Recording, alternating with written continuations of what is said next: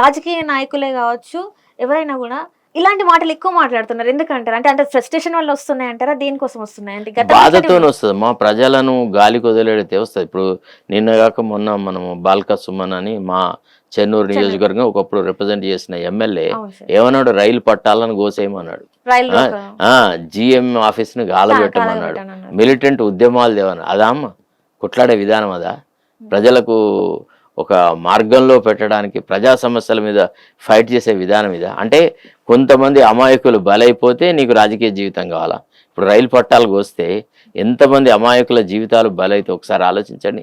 GM ఆఫీసును గాలబెడితే public property, అది నీ నాల డబ్బులతో కట్టబడతాయి అట్లాంటి కన్స్ట్రక్షన్స్. పబ్లిక్ ప్రాపర్టీని ధ్వంసం చేస్తా అని ఒక రాజకీయాలలో ఒక ప్రముఖ పాత్ర పోషించినవాడు, తెలంగాణ ఉద్యమకారుని చెప్పుకునేవాడు అట్లా మాట్లాడిన తర్వాత ఆ పార్టీలో ఏదైనా క్రమశిక్షణ చర్యలే?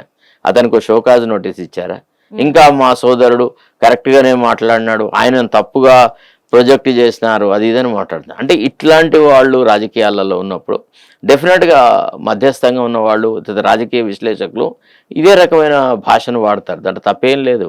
ఇప్పుడు వాళ్ళెవరో వీళ్ళెవరో మాట్లాడి మాటల్ని వెనుకకు తీసుకొని భయపడి చేసేటువంటి వ్యవహారాలు చేస్తారు.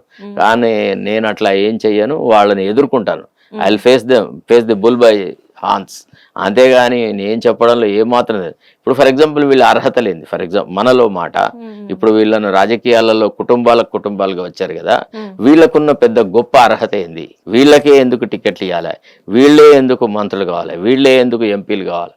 ఇట్లాంటి వాళ్ళు ఇవాళ తెలంగాణ యువతలో లేరా? చదువుకున్న వాళ్ళు లేరా? మేధావులు లేరా? సేవాభావంతో ఉన్నవాళ్ళు లేరా? ప్రజల పట్ల ప్రేమానురాగాలు గల వాళ్ళు లేరా? ఏంటిది వీళ్ళకున్నది?